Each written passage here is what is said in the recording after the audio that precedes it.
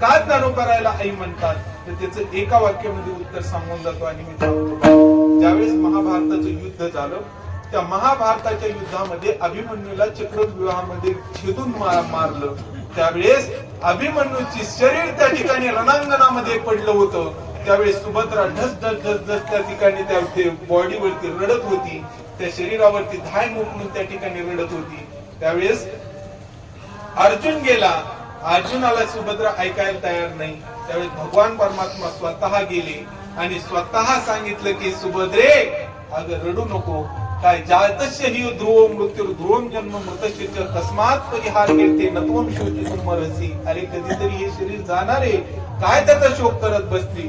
त्यावेळेस त्या सुभद्रेने भगवान परमात्म्याकडे पाहून सांगितलं की देवा, आतापर्यंत तू कोणाचा भाऊ झालास, तू कोणाचा बाप झालास, तू कोणाचा चुलता झालास, तू कोणाचा मामा झालास, तू कोणाचा काका झालास, तू कोणाचा पुतण्या झालास, कुणाचा भाऊ झालास, परंतु आतापर्यंत तू कुणाची आई झालास का रे?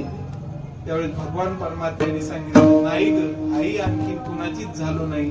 मग त्या सुभद्रेने सांगितलं, देवा अगोदर आई हो, मग आईच्या अंतःकरणातल्या संवेदना तुला कळतील. म्हणून त्यावेळेस भगवान परमात्म्याने ठरवलं की आपल्याला आई व्हायचंय आणि तो आईचा घेतलेला अवतार म्हणजे माझ्या ज्ञानोबारायांचा अवतार आहे. म्हणून